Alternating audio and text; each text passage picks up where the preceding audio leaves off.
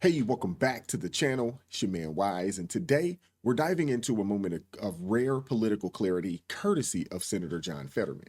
Love him or loathe him, what he says in this clip is a masterclass in the art of productive disagreement, a skill we seem to have misplaced in today's world. Here's the truth: disagreement doesn't have to mean dysfunction. Genuine communication isn't about scoring points or winning debates, it's about bridging gaps and finding solutions that matter. In an era where even the smallest differences spark division, prioritizing unity is nothing short of revolutionary. Senator Fetterman nails it here. Watch this clip and see it for yourself. Like, share, subscribe to the channel. Let's go. Yeah, true. Yeah, thanks, Jim. Yeah, so we're with Senator Fetterman. Senator, thanks for talking to me. You're going to become the first Democrat to meet with Pete Hegseth later today. What do you want to hear from him?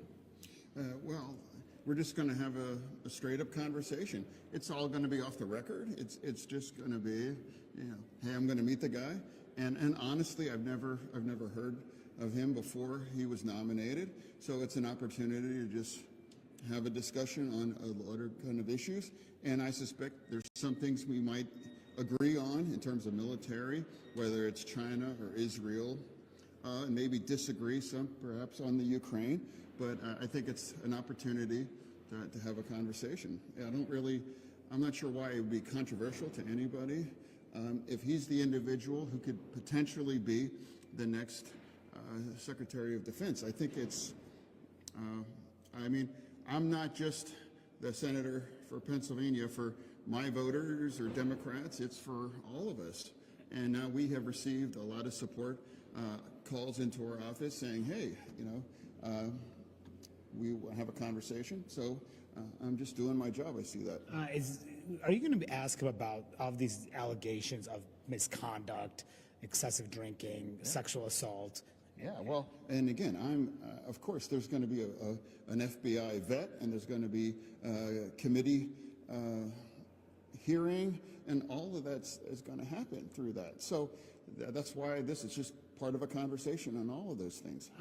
He has denied those allegations. I've read that. Do you believe those denials? Well, and again, it's like I know there hasn't been any formal charges or criminal ones, but it's all one of the things I'm sure that perhaps might come up in that conversation today, yes. But I am aware that there are some allegations, of course. Do you think that some of those accusers should come forward publicly and put their name on this, or at least he should release one of them from a non-disclosure agreement?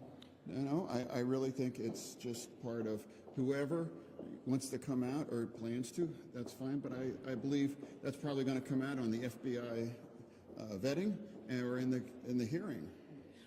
There's been some concerns about his qualifications. He's of course a military veteran, but he's never run something as so significant as a Pentagon. Do you come in with any concerns about that? I think we've had a kind of a similar conversation where when the other side wins, they pick the people.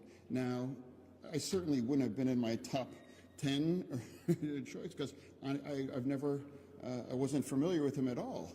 So now, just because that would not be my kinds of choice, as some of them haven't been, but that's where we are. So if this is the individual that could potentially have this incredibly important role, and this, I think it's responsible for me to be a senator from Pennsylvania to have a conversation and to establish some type of relationship with that individual. I find it funny that when Biden won, he goes in the office. I don't recall any of this pushback on any of the people that he nominated. I don't recall hearing from, quote unquote Democrats, black Democrats, about how many, people of color or black people he had in his cabinet, which not many. I just don't recall the type of pushback from the Republican Party in reference to the people that he decided to, put in these cabinet positions. But it seems like every time the Republicans are in power and they start trying to put people in positions of, in these cabinet positions, Democrats, it seems like they have a cow about everybody.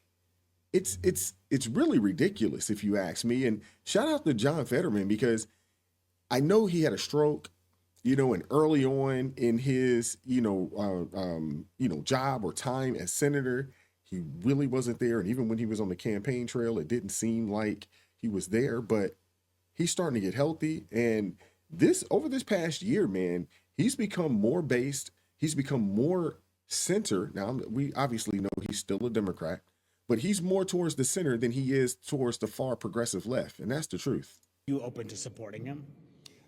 I'm open to having a conversation. That's where I'm at.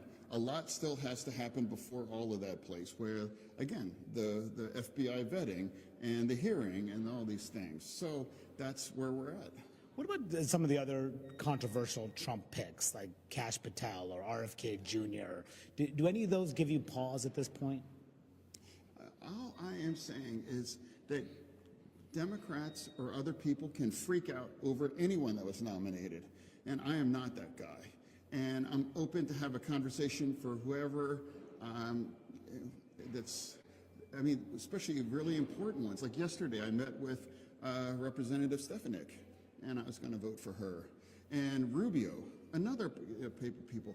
There are people that we may agree on a lot of things or disagree on other things, but if these people are going to hold these kinds of offices, and we are in the business of working and getting along with people that disagree with some of the things we have, and we try to find the things that we can possibly agree on for the best possible outcomes.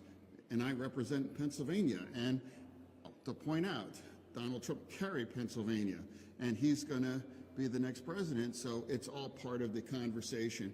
And that's why I have decided to engage with people that are going to be incredibly important parts of the new administration. Wow. John Fetterman actually sounds like a fairly intelligent individual. He does. He's listening to his constituents, unlike so many others in his party. He's actually listening to his constituents. He's listening to the people in his state. Donald Trump won Pennsylvania. They want him there. They obviously appreciate and want his agenda pushed in this administration and over these next 4 years. And if John Fetterman wants to win another term as senator, you might need to listen to the people that put you there. But let me know what you guys think in the comment section. Like, share, subscribe. Keep God first in your life. Stay prayed up. We'll catch up with you all. Peace.